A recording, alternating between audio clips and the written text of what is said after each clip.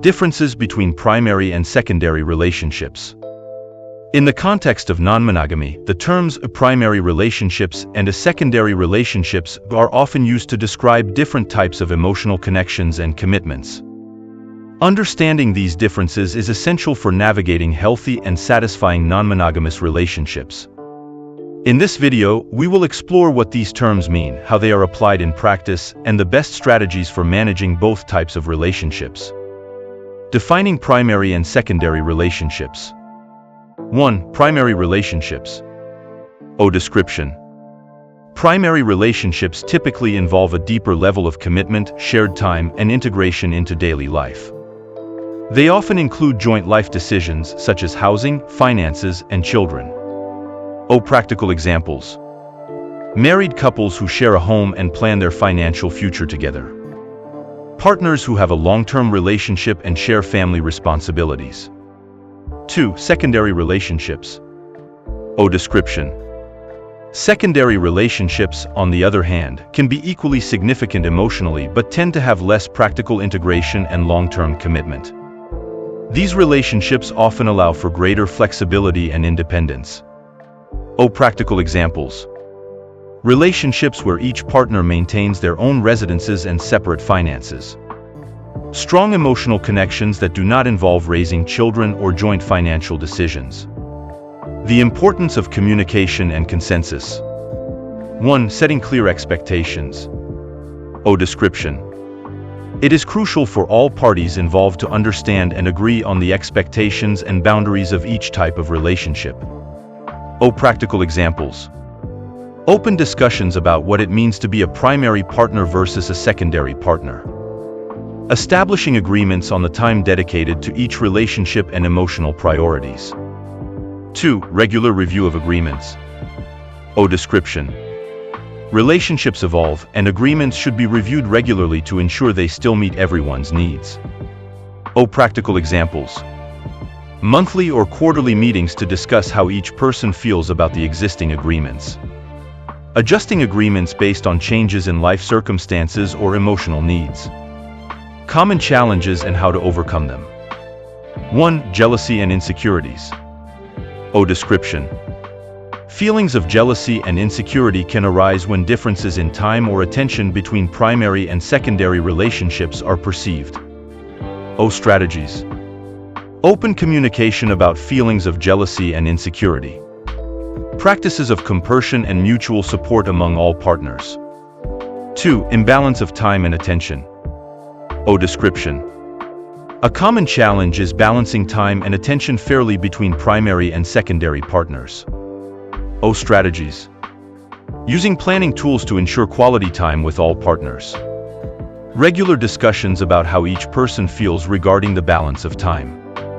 Success stories in managing primary and secondary relationships. 1. Case study, Luisa, Carlos, and Marta. Description. Luisa, Carlos, and Marta successfully established a healthy balance between their primary and secondary relationships. Solution. They hold monthly meetings to discuss their needs and adjust agreements as necessary. They use a shared calendar to plan activities and ensure everyone receives adequate attention. 2. Case study, John and his partners Ana and Felipe. Description. John maintains primary relationships with Ana and a secondary relationship with Felipe, facing challenges in balancing his time. Solution. John, Ana, and Felipe establish clear agreements on time priorities and communication.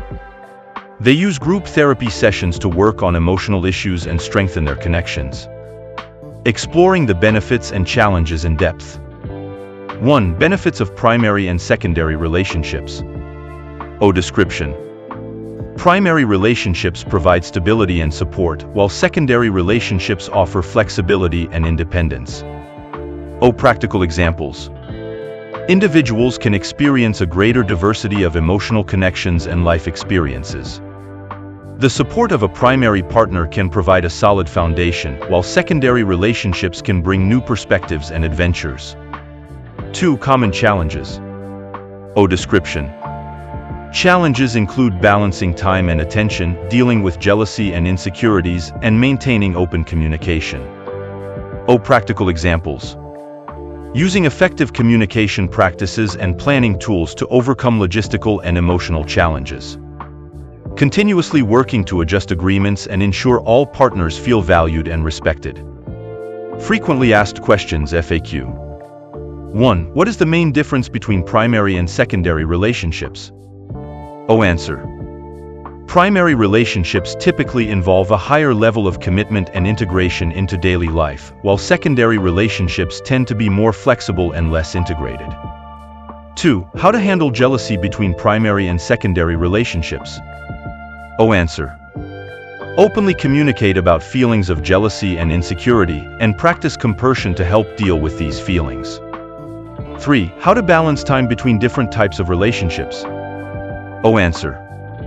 Use planning tools and have regular discussions about time balance to ensure all partners receive adequate attention. 4. What to do if a secondary relationship becomes more significant? Answer. Review existing agreements and have open discussions about how to integrate changes in the dynamics of the relationships. 5. Why is it important to regularly review relationship agreements? Answer. Regularly reviewing agreements ensures they continue to meet everyone's needs and allows for adjustments as circumstances change. Long-term strategies for managing primary and secondary relationships. 1. Continuous education and learning. Description. Investing in learning about communication practices and relationship management can strengthen both primary and secondary relationships. Practical examples. Attending workshops and seminars on non-monogamy and effective communication. Reading books and articles on relationship management and conflict resolution. 2. Support from therapists and counselors. Description. Seeking support from professionals can be a valuable tool for strengthening the dynamics of primary and secondary relationships. Practical examples. Consulting family or couple therapists with experience in non-monogamy. Participating in group therapy sessions with other non-monogamous practitioners. Conclusion.